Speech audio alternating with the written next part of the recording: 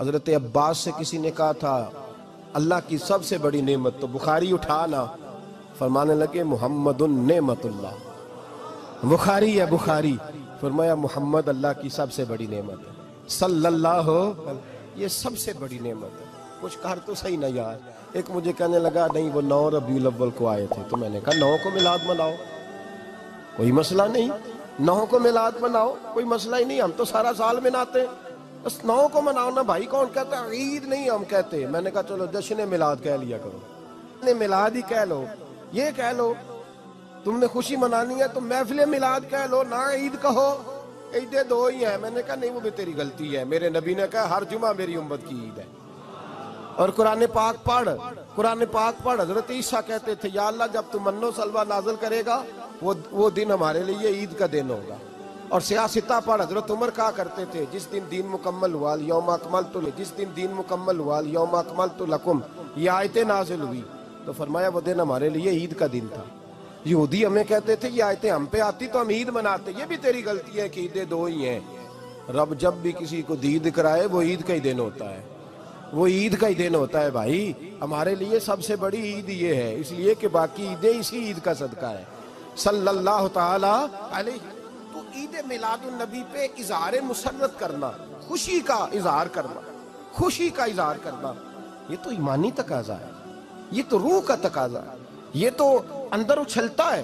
شریعت جتنی ہمیں اجازت دیتی ہے اتنا ہم کرتے ہیں، اور کوئی میلاد کی محفل میں کوئی ایسا کام نہیں ہوتا جو شریعت سے ٹکراتا ہو۔ پہلے کیا ہوتا ہے؟ تلاوت، منع ہے قرآن پڑھنا۔ دوسرا کیا ہوتا ہے؟ اتنا درجہ ہے نعت کا، اب تو نہ نعت پڑھنے والے رہے نہ سننے والے رہے، دونوں میں ہی کمی ہے۔ اور میں اکثر کہتا ہوں نعت پڑھنا اتنا کمال نہیں جتنا سننا کمال ہے۔ سننے والا کوئی ہونا چاہیے، نعت سننا زیادہ معنی رکھتی ہے۔ اس کی وجہ یہ ہے کہ نعت پڑھنا صحابہ کی سنت ہے اور سننا محمد مصطفیٰ کی سنت ہے، اور سننے والے کا درجہ، ہاں تیرا درجہ زیادہ ہے اگر تو سمجھے تو۔ اور اتنا بڑا درجہ کہ حضرت احسان بن ثابت نعت پڑھے تو نبی پاک اپنی چادر ممبر پہ بچھائے اور وہ میں نیچے نہ پاڑ، ادھر میرے ممبر پہ بیٹھ کے پاڑ، یہ کوئی معمولی بات ہے؟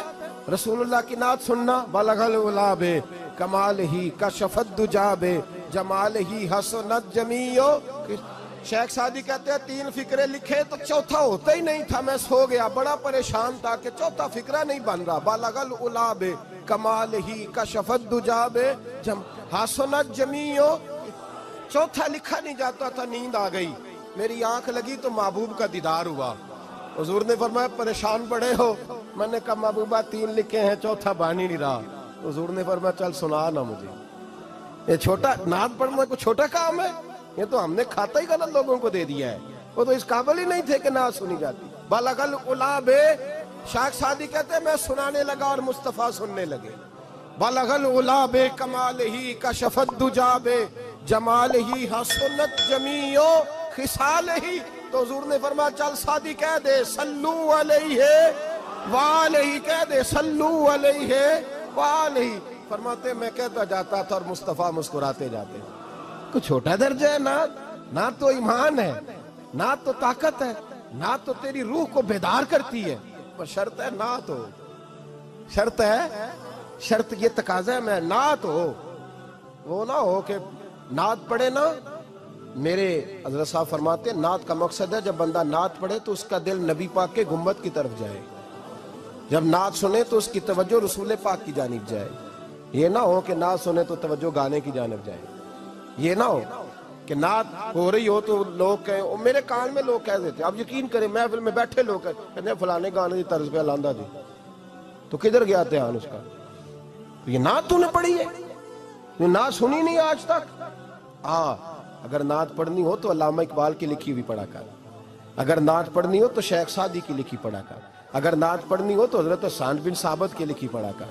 اور اگر تیرا دل کرے کہ نعت بھی ہو، جذبات بھی ہو، حسن بھی ہو، علم بھی ہو، عمل بھی ہو، قرآن بھی ہو، حدیث بھی ہو، تو پھر امام محمد رضا فاضل بریلوی کی پڑھا کر، پھر اعلیٰ حضرت کی پڑھا کر، تجھے پتا چلے چمک تجھ سے پاتے ہیں سب پانے والے، میرا دل بھی چمکا دے چمکانے والے۔ اعلیٰ حضرت کہنے لگے یا رسول اللہ میری سفارش نہ کرو، ڈر لگتا ہے، ڈر لگتا ہے، قیامت کی رات بڑی گہری ہے، سفارش نہ کرو اس طرح کرو میرا بازو پکڑو اور جنت تک پہنچا کے آؤ، میرا بازو پکڑو اور جنت تک. کہتے میں مجرم ہوں آقا مجھے ساتھ لے لو. سونیا نہ ڈر لگتا ہے. وہ بچہ کہتا ہے میں نے نہیں باہر جانا، اندھیری رات ہے. ابا جی نال چلو. تو بلا مثال بلا تشبیہ صرف سمجھانے کے لیے، کسی کوئی بڑا ساتھ ہو تو ڈر نہیں لگتا. تو یہ نعت ہے نا، چمک تجھ سے پاتے ہیں سب پانے والے، میرا دل بھی چمکا دے چمکانے والے. کہتے ہیں یا رسول اللہ محشر کی رات بڑی گہری ہے، میں مجرم ہوں آقا مجھے ساتھ لے لو کہ رستے میں ہیں جا بجا تھانے والے.